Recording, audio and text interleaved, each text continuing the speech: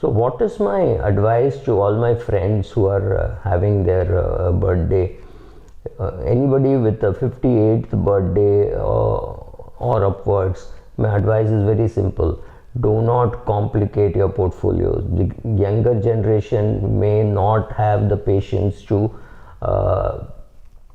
go and clean it up and take possession and things like that. So I know friends who are stuck with some property belonging to their father, some mutual funds and insurance, and a lot more real estate stuck of their father-in-law or somebody else in the family, and it has taken them almost a decade to sort it out.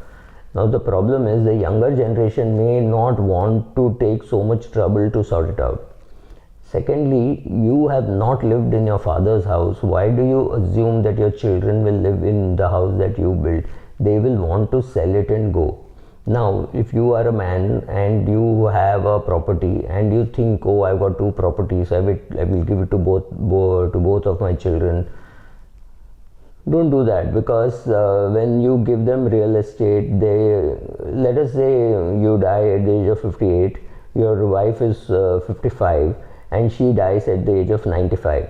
So another 40 years, your kids are going to struggle not knowing what to do with that property, because they, oh, mom will feel bad if we sell dad's property. Don't do any such shit.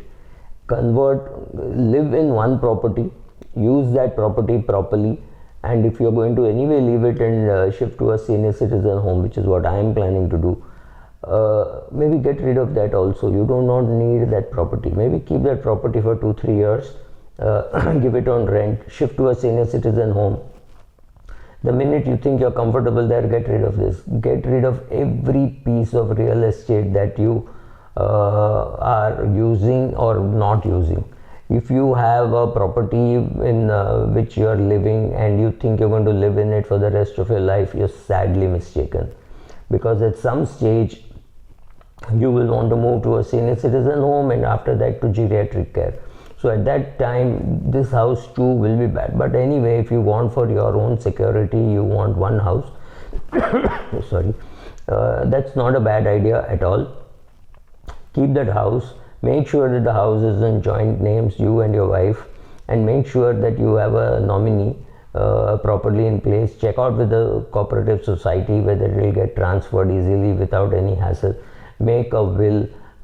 Don't get into the situation that you say, oh, I have a nomination, that's enough. That's not sufficient, because when your daughter tries to sell it, the new buyer will ask, how did you get it? And so she will say, I got it by a will. So then the question is, oh, do you have a probate? If you didn't have a probate, how did you get it? Gets into a lot of hassle. So make a will, register it, get the society to transfer it, and that should work. Because if the new lender, it is not the buyer who will ask for it, but the new lender for the buyer of your property, notarized will should be good enough. Sometimes even that they can ask for a probate, but that's bad luck. So at that stage, your daughter will be able to sell the house with less hassles. If you don't have a will, there could be a lot of hassles, and there is some legal need also from March 2019 that you need to have a will. So get that clear. Leave as less complicated an asset for your children, which means it has to be mutual funds, bank fixed deposits, those kind of assets for your kids, maybe annuity. If you've taken an annuity with return of premium, your daughter or son's name would be there, so it should not be a hassle in getting it. But real estate, whether it is a building or a house or land, getting it transferred is a lot of headache, because you have to deal with state governments. Your children may not have time, and ultimately your children may give up. Children give up a lot of shares. They will not go and demat it and things like that. So do not leave things in a mess like that. So clean up the mess, sell off old property. It's also possible that when you have some old property, your siblings may be wanting a share, and you may not be selling it simply because you do not need the money.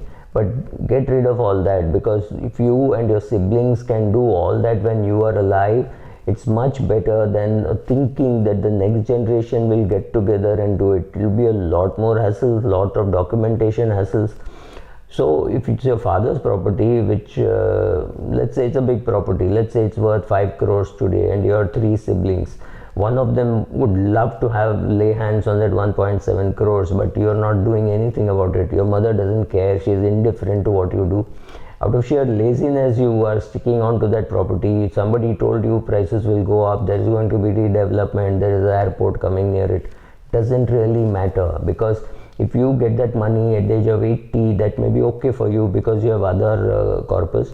But if you have a younger sibling or an older sibling who would love to lay their hands on that 1.7 crore today, and it will make an impact in their life, and your parent, surviving parent, doesn't care about that property, get rid of it, share the money, and so that those who want to use it can use it. Maybe they will use it to enhance their lives. Maybe they will use it to pay a medical bill.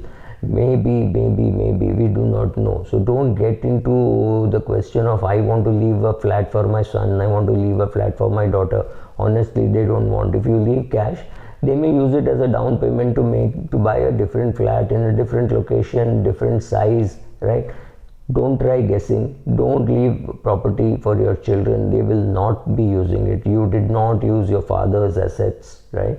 You sold them and bought a new one. Maybe you did it, but you didn't worry about the emotional part of what your father will think and what your mother will think. It was all done, right?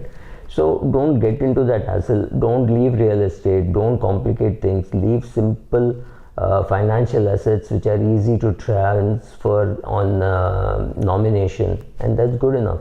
Whatever they want, they will buy in their lives. Yes, if you have a single child, you can ask the child, when do you want it? Can I make a down payment for your house? When you have 2-3 children, you can still do that, right? So somebody may be happy asking you to make a down payment of 25 lakhs or 30 lakhs now. They may not want a real estate coming to them at the age of 75, because longevity is a big epidemic which we are dealing with, right? Thank you.